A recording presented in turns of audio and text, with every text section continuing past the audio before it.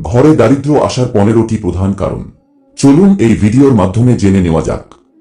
1. যে বাড়িতে স্বামী স্ত্রী একসাথে একই থালায় খাবার খান, সেখানে বাস্তু দোষের পাপ হয়।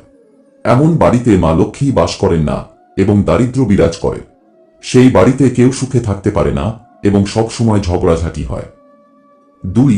বাড়িতে খাবার ও পানীয়, বিশেষ করে নোনতা খাবারে যদি কালো পিঁপড়া দেখা দিতে শুরু করে, তাহলে বুঝবেন আপনার ভবিষ্যৎ সময় খারাপ হতে চলেছে।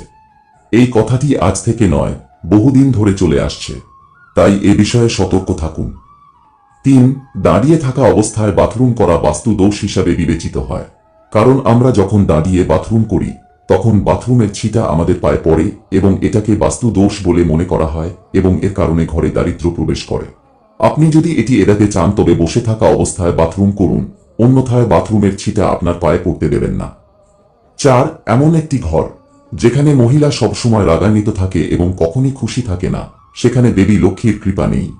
যে পরিবারে মহিলারা রান্না করতে গিয়ে অসুখী হন এবং এটাকে বোঝা মনে করেন, সেই পরিবারে দারিদ্র্য নিশ্চিত। 5. ঘরে যদি সবসময় ঝগড়া হয়, তাহলে বুঝবেন আপনার ঘরে দারিদ্র্য ঢুকছে বা ঢুকে পড়েছে। আপনি হয়তো ভাবছেন ছোটখাটো ঝগড়াঝাটি তো সব বাড়িতেই হয়, তাহলে কি সব ঘরেই দারিদ্র্য থাকে?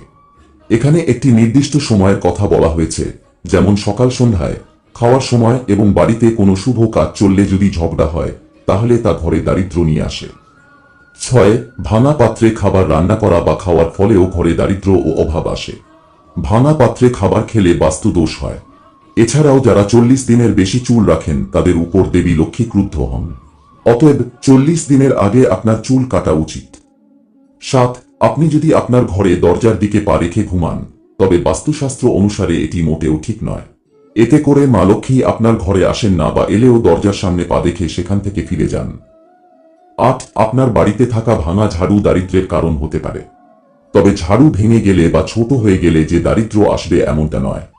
তবে ঝাড়ু দেওয়ার সময় যদি ঝাড়ুর কিছু অংশ ভেঙে ঝাড়ু থেকে আলাদা হয়ে যায়, তাহলে দারিদ্র্য আসতে পারে। কারণ দেবী লক্ষ্মী ঝাড়ুর মধ্যে অবস্থান করেন এবং ঝাড়ু দেওয়ার সময় এর অংশ খুলে পড়া বা ছড়িয়ে পড়া একটি অশুভ লক্ষণ। 9. যদি আপনার বাড়ির কোনো জলের কল খারাপ থাকে এবং তা থেকে সবসময় টপ টপ করে জল পড়ে, তবে তা অশুভ বলে বিবেচিত হয়, যা নেতিবাচক শক্তির সঞ্চালন বাড়ায় এবং আপনার বাড়িকে দারিদ্র্যের দিকে নিয়ে যায়।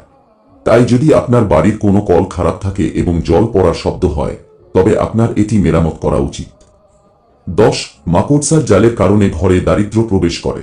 কারণ নেতিবাচক শক্তি মাকড়সার জালের মাধ্যমে সঞ্চারিত হয়। সেজন্য যদি আপনার বাড়িতে মাকড়সার জাল থাকে তবে আপনার সতর্ক হওয়া উচিত। আপনি যদি দারিদ্র্য দূর করতে চান তবে আপনার ঘর পরিষ্কার পরিচ্ছন্ন রাখুন। এর পাশাপাশি আপনার বাড়ির চারপাশও পরিষ্কার রাখুন, যার ফলে আপনার ঘরে দেবী লক্ষ্মী প্রবেশ করবেন এবং আপনার দারিদ্র্য দূর হবে। 11. জানালা বা দরজা বন্ধ করার সময় বা খোলার সময় যদি আপনার দরজা থেকে বিকট শব্দ আসে, তবে এটি নেতিবাচক শক্তির জন্ম দেয় এবং এর মাধ্যমে ঘরে দারিদ্র্য প্রবেশ করে। তাই এই ধরনের দরজা জানালা অবিলম্বে মেরামত করুন। 12. যেসব বাড়িতে কখনো পূজা হয় না, যেখানে মানুষ ঈশ্বর বা তাদের পূর্বপুরুষদের পূজা করেন না, সেখানে মা লক্ষ্মী কখনো সদয় হন না এবং সেখানে সুখ সমৃদ্ধি থাকে না। কোনো বাড়ির লোকেরা যদি হঠাৎ করে ভগবানের ভক্তি থেকে দূরে সরে যায় এবং ধর্মকর্ম করা বন্ধ করে দেয়, তবে এটি আসন্ন অর্থনৈতিক সংকটের একটি বড় লক্ষণ। 13.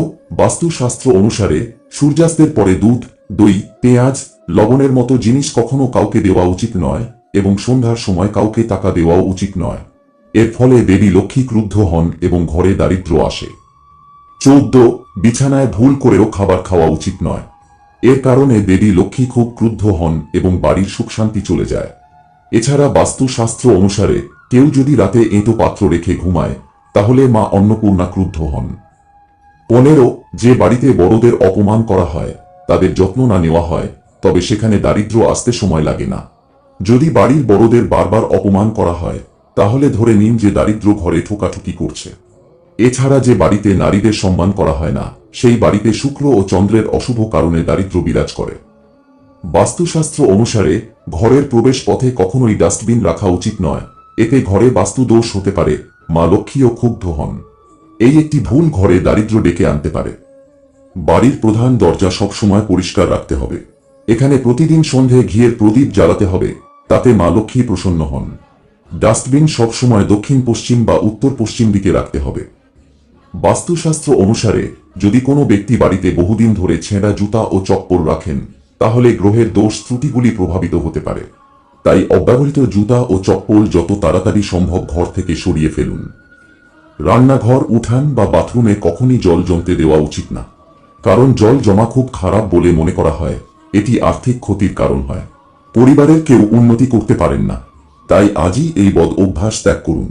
না হলে জীবনে যদি আর্থিক সমস্যা দেখা দেয় তা থেকে বেরোনো খুব কষ্টকর হয়ে ওঠে। অনেকের বাড়িতে মৃত পূর্বপুরুষদের বা ঠাকুরকে ফুলের মালা দেওয়া হয়। খেয়াল রাখবেন সেই ফুল শুকিয়ে গেলে ঘরে রাখা উচিত নয়। আপনার বেডরুম বা ড্রয়িং রুমে রাখা গাছপালা ভালোভাবে যত্ন নিন, সেগুলি যেন কখনই শুকিয়ে না যায়, তাহলে আপনার সংসারে বিপদ আসতে পারে। তাজমহলের ছবি কখনই ঘরে রাখা উচিত নয়, কারণ তাজমহল বেগম মমতাজের সমাধি। ঘরে সমাধির ছবি রাখলে নেতিবাচক শক্তি ঘরে প্রবেশ করে এবং ইতিবাচক শক্তি বেরিয়ে যায়। পারিবারিক ও দাম্পত্য জীবনে অশান্তি লেগে থাকে। ভুল করেও কখনো মহাভারতের ছবি বাড়িতে রাখবেন না, বিশেষত শোবার বা ড্রয়িং রুমে এই ধরনের ছবি রাখবেন না। এতে আপনার বাড়িতে অশান্তি লেগে থাকবে, মারামারি পর্যন্ত হতে পারে, সেই সঙ্গে আর্থিক দিকে খারাপ প্রভাব পড়ে। বন্ধুরা, ভিডিওটি ভালো লাগলে ভিডিওটিতে একটি লাইক দিন এবং চ্যানেলটি সাবস্ক্রাইব